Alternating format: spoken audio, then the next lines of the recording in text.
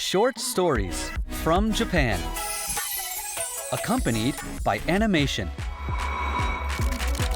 Reading Japan.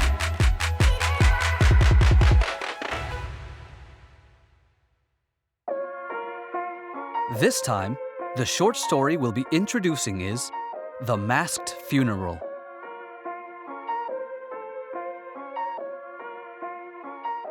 Author Hayashi Jyouji was born in 1962. He primarily writes science fiction and headed Science Fiction and Fantasy Writers of Japan from 2018 until 2020. This story takes place in a world where people have figured out how to coexist with the coronavirus, which has become a fixture in society. The coronavirus has been brought under control, but lifestyles and customs have changed as a result. The story is about a guy who works temp jobs.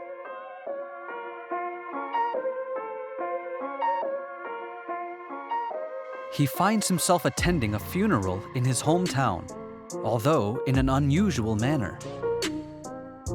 This is a story that addresses the nitty-gritty of work and social systems.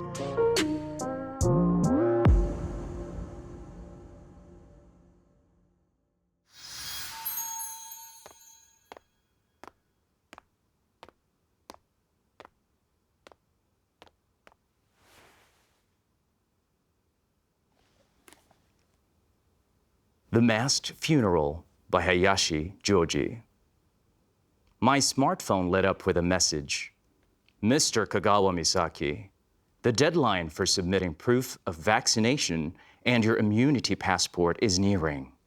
To ensure your future eligibility for stable employment, and furthermore, as your civic duty, you must get vaccinated and renew your immunity status by the listed deadline. In the case that we are unable to verify your submission by the deadline, you will be subject to penalties. If your violation is deemed to be willful and malicious, you may face criminal charges. Below the message was a list of medical facilities providing vaccinations in my area, and a list of candidate vaccines I was advised to get. The shots were free of charge for those registered as living in the area. Thanks to a local government subsidy, non-residents, on the other hand, had to pay a fee. After you receive your shots at a local facility, you were required to obtain an immunity passport, which could only be acquired at designated facilities in your area. This round of inoculations was for VID-38. In other words, vaccines for the viral disease of the year 2038.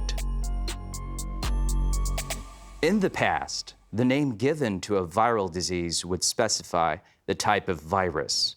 For example, COVID-19 for the coronavirus disease outbreak of 2019. But then pandemics started to occur every few years or so. Several years ago, they dropped the part indicating the type of virus altogether. Now we just used VID, short for virus disease, followed by the year of the outbreak. In cases like 2028, when we had multiple outbreaks, they used designations like VID-28A and VID-28B, and so forth. Due in part to high rates of mutation, we'd had many virus outbreaks of varying scale. Nevertheless, humankind was not so foolish as to engage in an endless war. We were wise enough to find ways to live with the viruses. Let's take Japan, for example. If the number of deaths from any given VID was fewer than 100,000 in a year, the government would of course call on citizens to be on alert. But there would be no significant constraints placed on people's daily lives. If necessary, lockdowns and travel restrictions would be implemented, but they would be introduced early and kept short-term and minimal in scale. The experts had worked out a reliable mathematical model to back it up. One reason for why lockdowns could be kept to a minimum was that infection control measures had long since been integrated into people's daily lives. Case in point, requiring us to submit proof of vaccination. There was a reasoning behind the 100,000 benchmark.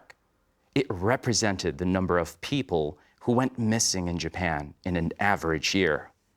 In other words, anything below that was considered an acceptable decrease in the population. Perhaps this type of thinking would have been deemed inappropriate in the past. But humanity, in its wisdom, had learned the advantages of numbing oneself to the death of strangers. After all, this was the age of pandemic management.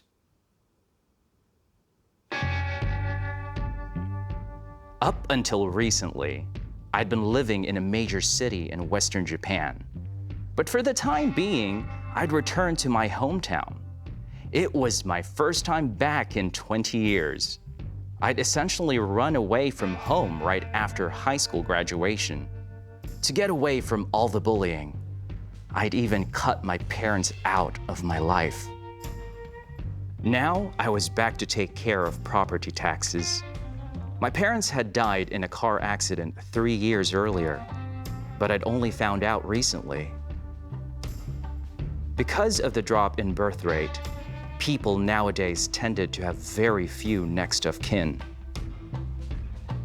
It had taken the town office 3 years to track me down and notify me that I'd inherited my parents' home and, as a result, that I now owed property taxes. By then, it was too late to renounce my inheritance. Wasn't the e-government system and the introduction of national ID numbers supposed to prevent things like this from happening? Go figure. Now, they were saying I had to pay property taxes for this fiscal year, plus the back taxes and interest owed. Of course, there was no way a temp worker like myself had that kind of money lying around. And even if I did, I wouldn't spend it paying off property taxes owed by my late parents. After all, they had turned a deaf ear in my time of need. It turned out that Town Hall had plenty of experience dealing with cases like mine, on account of all the challenges posed by population outflow. The laws had been revised due to the nationwide problem of vacant homes. And, according to them, I could clear the outstanding taxes on my parents' property if I sold it. I'd already received the relevant documents as attachments in direct messages. If selling the house would put the matter to rest, it was fine by me. But there was one problem. For procedural purposes, Town Hall needed me to come in and verify my identity in person. Until recently, it had been possible to use your smartphone's digital ID verification feature for inheritance matters. But apparently, there'd been some inheritance fraud case that led to the law being changed. Now, you had to physically visit the government office handling the case. Lacking sufficient funds to travel in style, I'd made my way to my hometown via a series of connections between local trains and buses. For the time being, I decided it would be easiest to stay at the house I had supposedly inherited. The folks down at Town Hall agreed. Out here in the countryside, selling real estate took time. They said that I could stay on the property as long as I helped clean out the house and yard.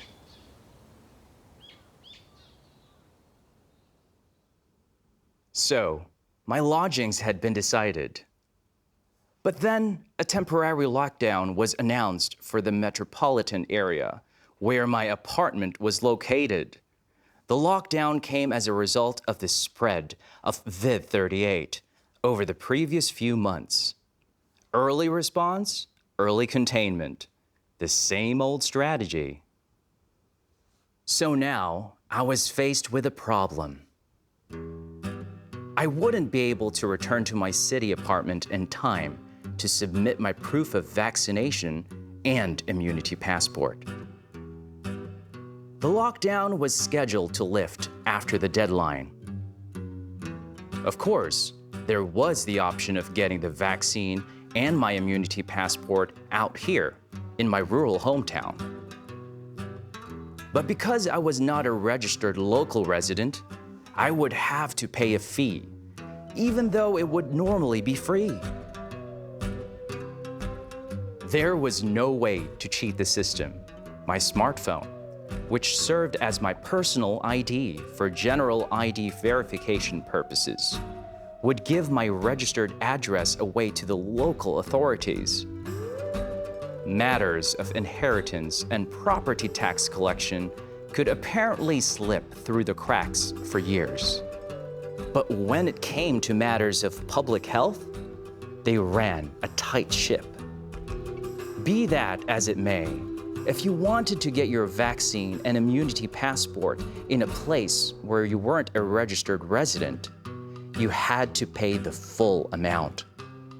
This too was thanks to a fraudulent billing incident several years ago. So here I was, lying on the floor of a house empty of all furniture and trying to think through my options. Unless I got my shots and immunity passport at the local town hall, I would miss the deadline. And getting vaccinated costs less than the penalty for missing the submission deadline. What's more, any mention of anti-vaccine behavior on my personal record would be seen as a mark against me on my job matching app. That was something I wanted to avoid at all costs. However, I didn't have enough money to cover the cost. But there was an obvious solution. I had to find a temp job and make some money. It crossed my mind that I might run into one of my old tormentors or one of their cronies. I began to think that finding work in my hometown might be more trouble than it was worth. Feeling lost, I spent half a day idly listening to pep talks generated by my job matching app's AI system. For all its flaws, you had to hand it to the smartphone AI system. It was connected to a global network and had access to real-time data regarding public health measures.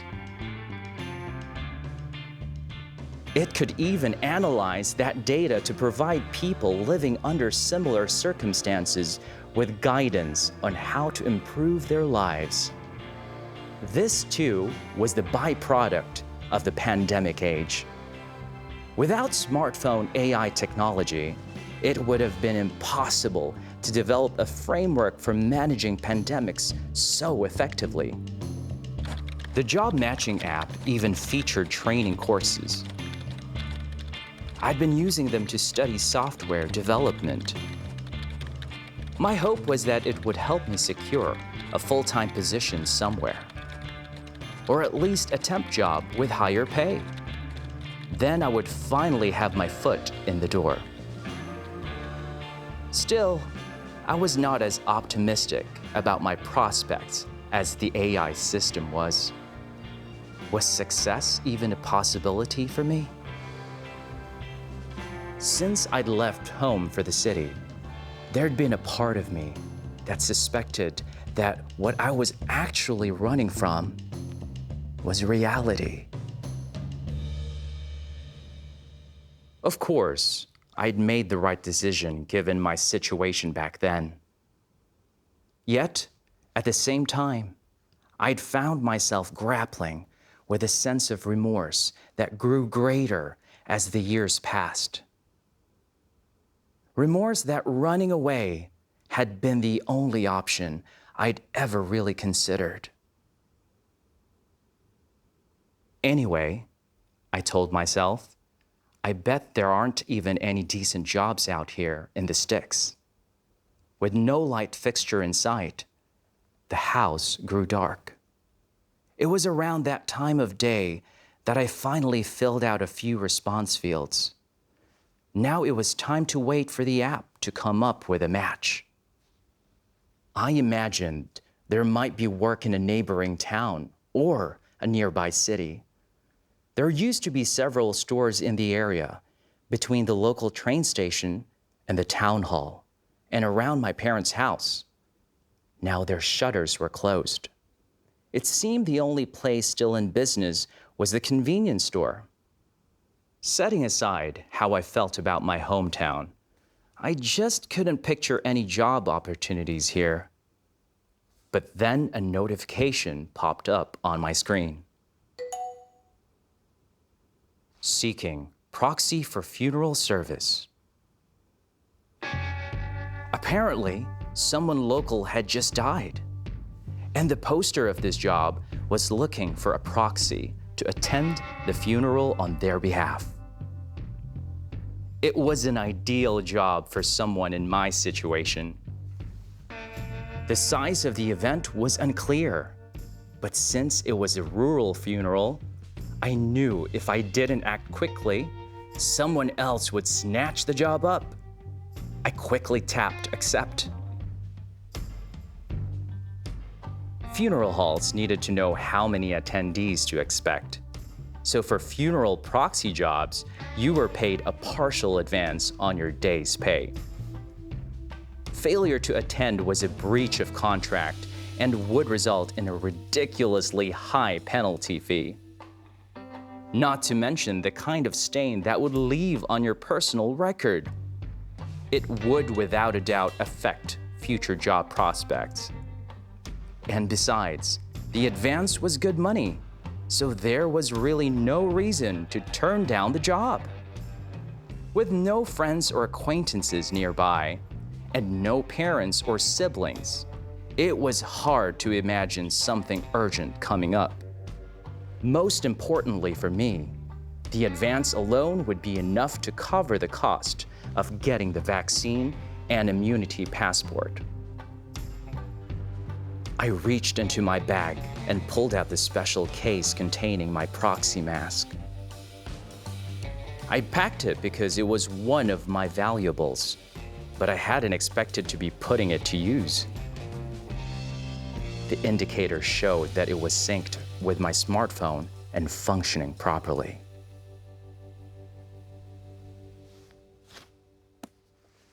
Reading Japan to be continued. The protagonist lives in a world where humans have figured out how to coexist with the coronavirus.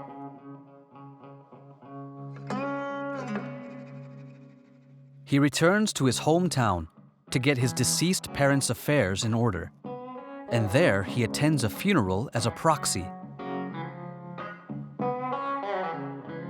Proxy attendees all wear masks.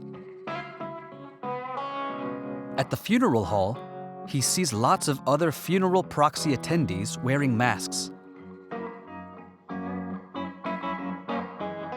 The funeral is lavish, and when he sees the name of the deceased, he realizes that it's a surprising figure. The deceased played a big role in Kagawa Misaki's past. He's shocked as he revisits his memories of that time. Kagawa Misaki then takes an unexpected course of action.